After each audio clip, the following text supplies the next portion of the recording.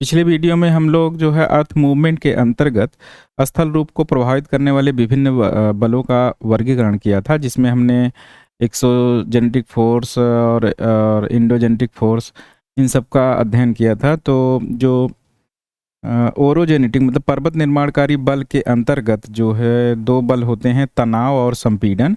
तो तनाव और संपीड़न जो हमने देखा था, तनाव और संपीड़न, तो तनाव के अंतर्गत जो क्या होता है, फाल्ट का निर्माण होता है या भ्रंश का निर्माण होता है, और संपीड़न के अंतर्गत क्या होता है, वलन या संवलन का निर्माण होता है। तो आज हम लोग वलन के बारे में पढ़ेंगे, फोल्ड्स जो है जिसे कहते हैं। तो वलन में जो ये देखिए सबिन सिंह की जो है बुक का ये हमने फिगर लिया है। तो वलन में वलन के जो विभिन्न भाग होते हैं उनको एक बार यहाँ देखेंगे संक्षेप में।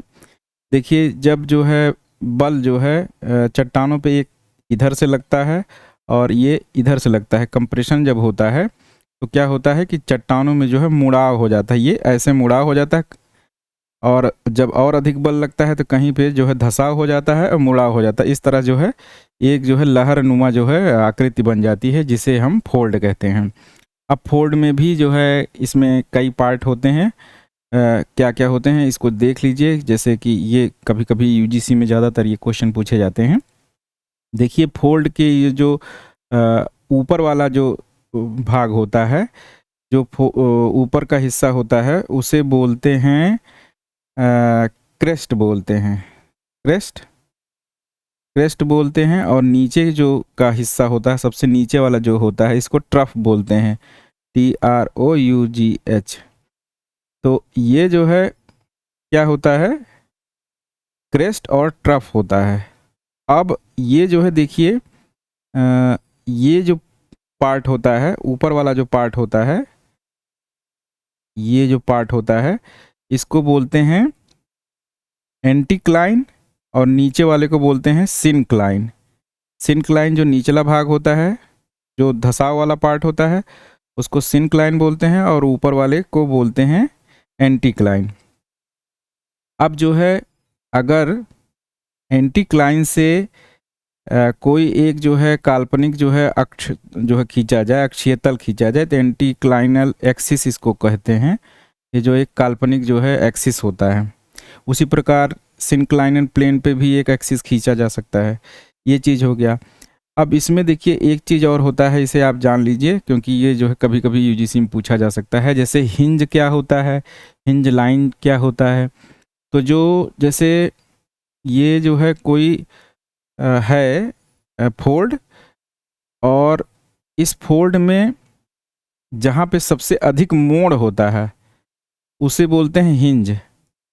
जो सबसे ऊंचाई वाला बिंदु होता है उसे क्रेस्ट बोलते हैं, और सबसे नीचे जो बिंदु होता है उसे ट्रफ बोलते हैं। लेकिन जो जहाँ पे सबसे अधिक मोड़ होता है उसे हिंज बोलते हैं, और इसको मिलाने वाली लाइन को हिंज लाइन बोलते हैं।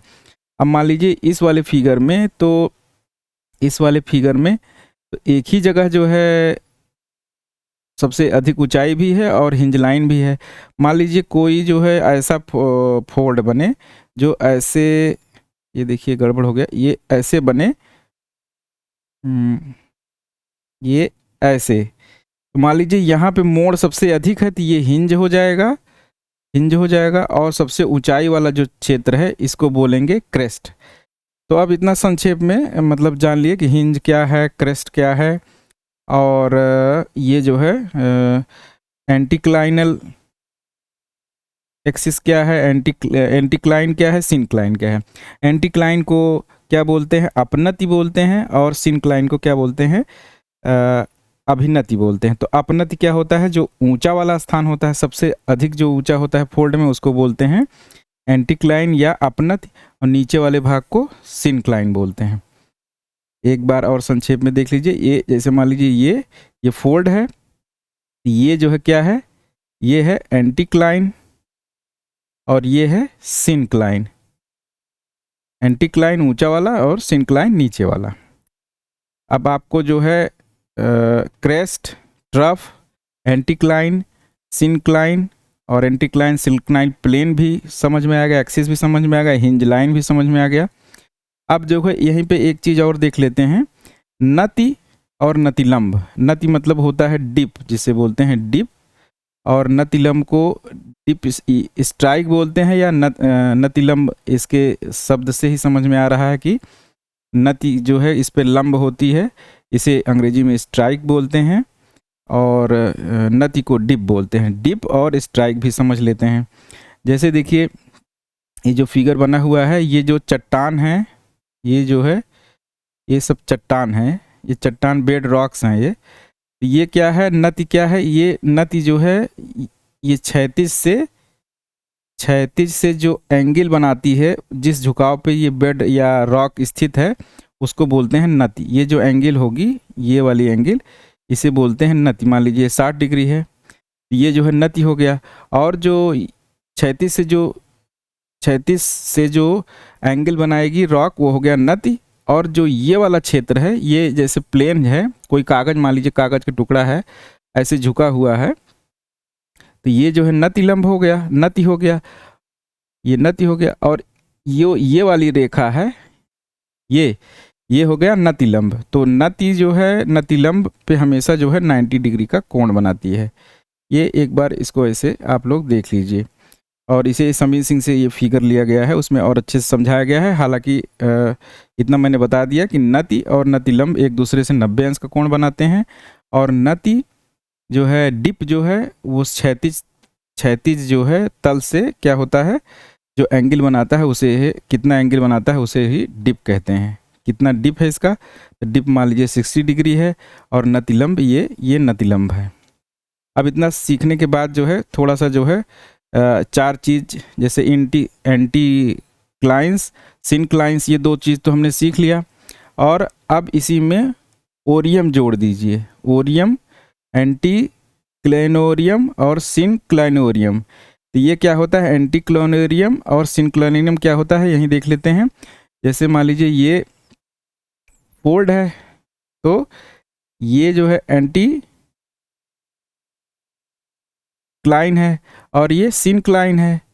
तो अगर मान लीजिए इसी में और छोटी छोटी अभिनति और अपनीतियाँ जो है बन जाएं, मान लीजिए, तो क्या हो जाएगा, इसे मान लीजिए ये ऐसे हम बना दें इसको,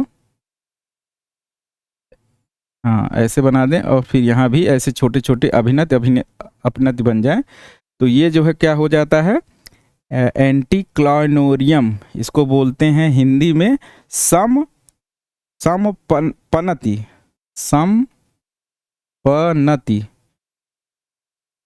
एंटी क्लाइनोरियम बोलते हैं, अंग्रेजी में याद रखिए आप।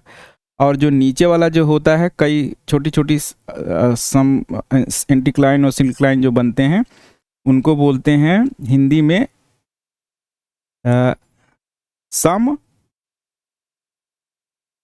समभिनति या सिनक्लाइनोरियम। सिनक्लाइनोरियम, एंटी सिनक्लाइनोरियम, ये आप सीख लिए।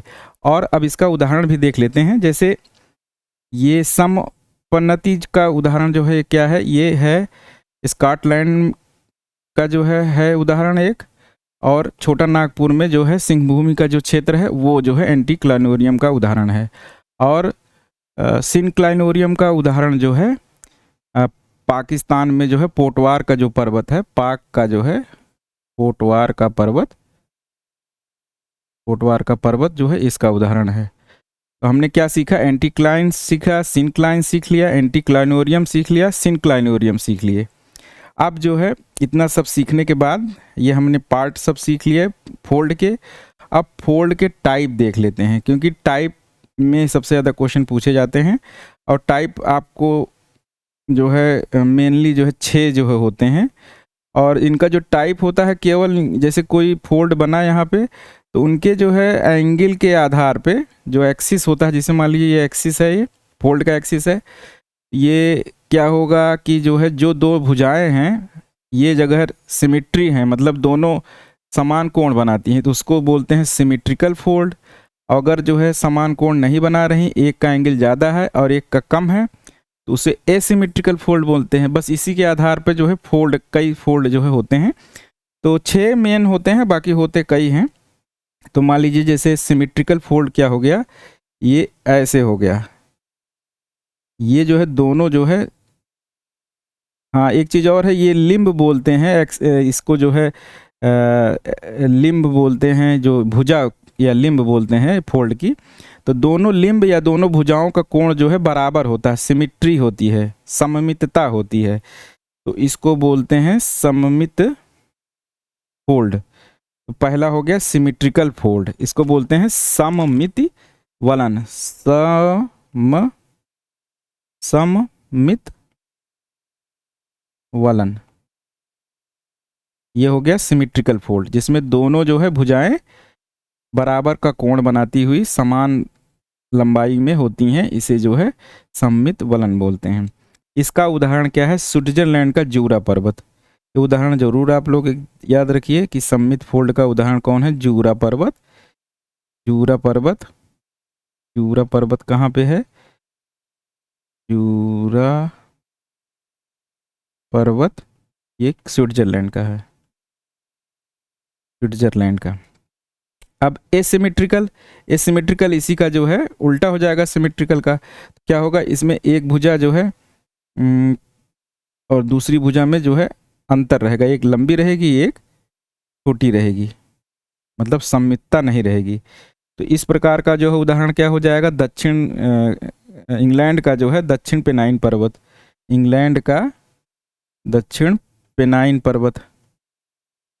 अब दो हो गया। इसी आधार पर एक और जो है लेते हैं, मोनोसिंक्लाइन। इसको बोलते हैं एक दिग्नत वलन, एक दिग्नत वलन। जैसे आप इंग्लिश याद रखिए, क्योंकि हिंदी में कभी कभी ऐसे हिंदी ट्रांसलेशन कर देते हैं कि समझ में नहीं आता। तो मोनोसिंक्लाइन मतलब हो गया कि एक भुजा जो है 90 अंश का कोण बनाती है, मतलब एक तो ऐसे होगी,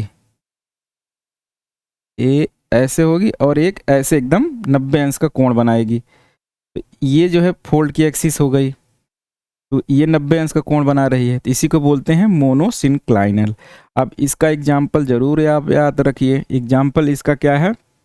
ऑस्ट्रेलिया का ग्रेट डिवाइडिंग रेंज, ऑस्ट्रेलिया का ग्रेट डिवाइडिंग रेंज,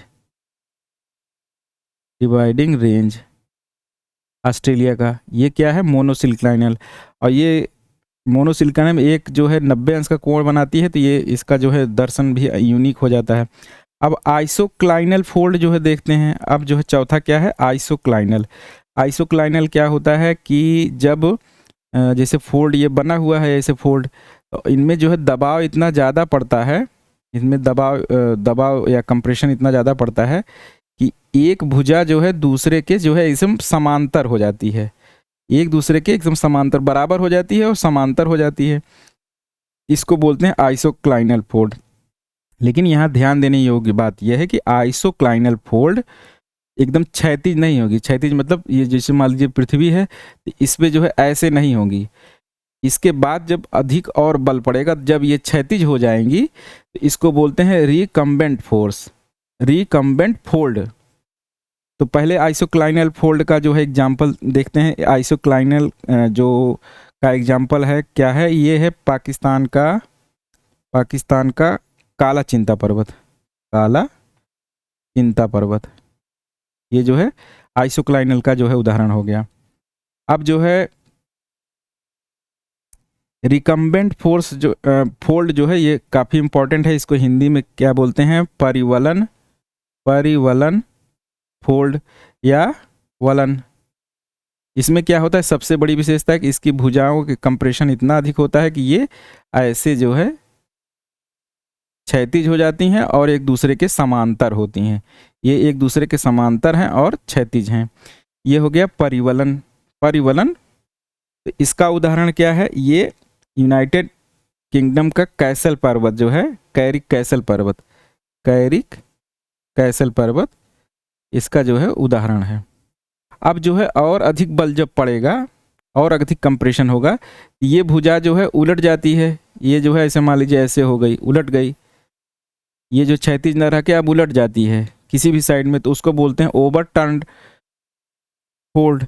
इसको हिंदी में बोलते हैं प्रतिवलन, प्रतिवलन, प्रतिवलन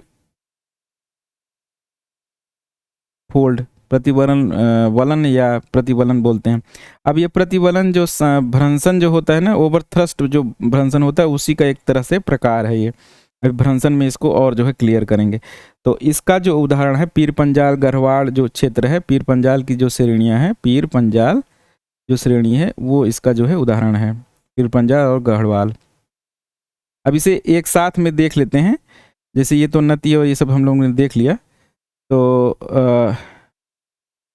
इसे एक साथ देख लेते हैं। जैसे मान लीजिए ये सिमिट्री हो गया, फिर जो है ये और बल लगा तो ये असममित हो गया, फिर जो है क्या हो गया, एक मोनोक्लाइनल हो गया, एक जो है क्या हो गया, एक एकदम जो है 90 डिग्री पे हो गया।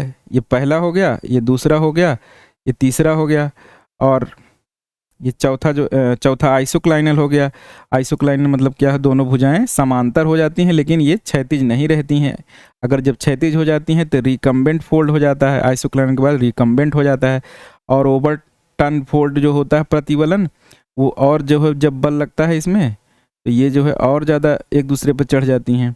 अब यहीं पे एक चीज़ और देखते हैं, ग्रीवा खंड और जो है नापे जो है क्या होता है कि जब ये रिकम्बेंट फोल्ड बनता है एक दूसरे, जैसे मान लीजिए ये क्षैतिज हो गई और उसके बाद जब फोर्स लगता है तो एक दूसरे के ऊपर चढ़ जाती हैं और जो है टूट करके जो है कई किलोमीटर दूर जो है गिरती हैं, तो उसे बोलते हैं नापे या ग्रीवा खंड बोलते हैं। एक चीज़ ये हो गया।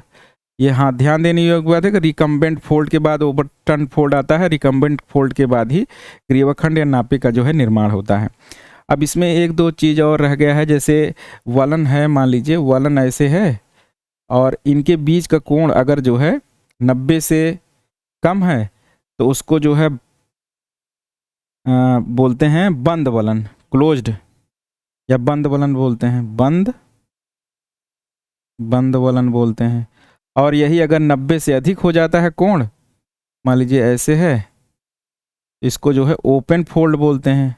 ओपन फोल्ड भी जो है होता है। अब इस तरह कई फोल्ड का उदाहरण है, फैन फोल्ड है। फैन फोल्ड का जैसे उदाहरण है जो है जब छोटी छोटी अपनतियाँ अभिनतियाँ बनती है, जैसे हमने आपको बताया जो ये जो है हमने बताया जो ये छोटा नागपुर का सिंह भूमि का जो क्षेत्र है वो क्या है, जो हमने अभी आपको हम बताए थे, छोटा नागपुर और ये स्कॉटलैंड वाला क्षेत्र एंटीक्लाइनोरियम, उसी को क्या बोलते हैं, फैन फोल्ड भी बोलते हैं। जब एक बृहद वलन की बृहद अपनतियाँ अभिनतियाँ कई छोटी छोटी अपनतियों में मिलती हैं तो उसे पंखा वलन या फैन फोल्ड भी बोलते हैं। तो इसमें जो है वलन में लगभग जो है इतना ही था। अब चाहे तो इसे एक बार आप लोग देख लीजिए, और इसमें ज़्यादा कुछ है नहीं, लेकिन है कि जैसे आप कोई क्वेश्चन आएगा या जब पर्वत निर्माण पढ़ेंगे इन सब का उपयोग जो है होगा। अब अगले वीडियो में जो है हम भ्रंश के बारे में पढ़ेंगे। भ्रंश का पूरा पार्ट पढ़ेंगे, कौन कौन से हैं, और सामान्य भ्रंश और रिवर्स फॉल्ट, ये सब जो है पढ़ते हुए जो है ये जो पार्ट है इसका पहला जो है ये सिलेबस का पहला पार्ट ये जो ख़त्म हो जाएगा हमारा, मतलब ये एंडोजेनेटिक और एक्सोजेनेटिक फोर्स का ये वाला पार्ट ख़त्म हो जाएगा। अब फिर ड्यूनिडेशन और वेदरिंग ये सब जो है अलग से है ही दिया ही, तो ये हमारा ख़त्म हो जाएगा। फॉल्ट और पढ़ना है इसमें। इस वीडियो में इतना ही, फिर अगले वीडियो में फॉल्ट पढ़ते हैं।